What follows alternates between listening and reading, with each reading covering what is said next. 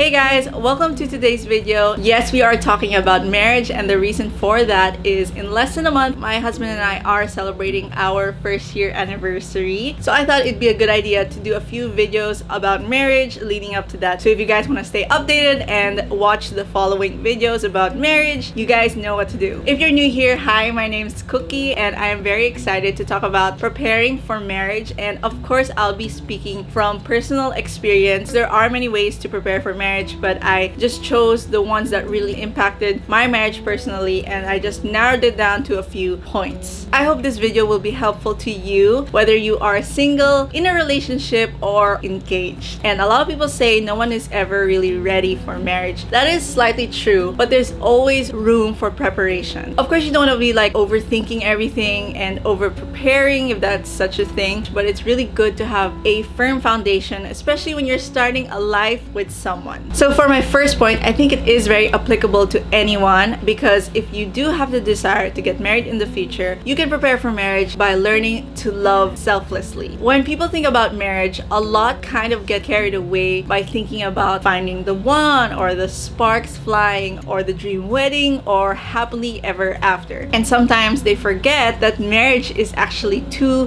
flawed, imperfect people being joined together for life. Yes, marriage is such a beautiful thing. It's amazing. I highly recommend it. But remember, the person you love is not perfect. You're not perfect. This is why if you have the desire to be married, preparation can start as early as now. Are you doing your best to be someone who shows selfless love to the people around you, especially the closest people in your life? Because the closer you are to someone, the more you see their imperfections. And do you love them and show that you love them despite of those imperfections? When you get married, that's the closest you'll ever be to someone. You're going to see this person for who they are. This is why we work on ourselves to be able to love others unconditionally and treat them right. Loving selflessly can be shown in many ways, such as always being ready to serve, forgiving when something is done against you, speaking kind words, making time for someone, being more patient, and giving without expecting anything in return. Again, there are many ways to show love selflessly, but these examples are some of the things that you should work on if you feel like you're not doing them on a daily basis. As for me and my husband, we firmly believe that learning to love selflessly can't just happen on our own, because again, we are flawed and imperfect. This is why we believe that we need God in our lives, because He is perfect and He loved us despite our imperfection. And now that we're married, we continue to put God in the center of our relationship, because He supplies us with that selfless love that we need every single day. And because He gives us that selfless love, we are able to give that kind of love to each other. So again, if you want to prepare for marriage, you have to learn to love selflessly, because you are literally exercising that every single day when you are married. Whether you're still single and you're still looking for the one, or you're in a relationship, or you're literally planning your wedding, this is something you really have to keep in mind. Okay, so if you are in a relationship or you are already engaged, it really helps to learn how to deal with certain situations, how to communicate properly, how to understand your spouse. Now, one of the biggest things that really helped me and my husband was asking help from our mentors. Even now that we're married, we're still asking for help, we're still asking for advice, and it's really good to learn from people who have more experience than you. Mentors can be your parents or couples you look up to. Maybe they've been married for months or years. Having mentors has been a huge help, especially when we have questions or we need advice and wisdom for dealing with different situations. My advice is to look for mentors who can really speak wisdom and life into your relationship. Look for people who you're very comfortable with, so you can talk about very serious matters. And when you do find them, don't be afraid to ask those questions and just keep learning. Fun fact, did you guys know that principal sponsors in a wedding are the people that the bride and groom have chosen to give wisdom and support during their marriage? Yes, sometimes those are the people who have decided to bless the couple financially, and they make them principal sponsors because they are a sponsor. They honor them in that way. But technically, if you are to choose your principal sponsors, those are the people that you can run to for wisdom and guidance during your marriage. So shout out to our principal sponsors if you're watching. I don't know if you are, but we love you and thank you for all the wisdom that you've given us.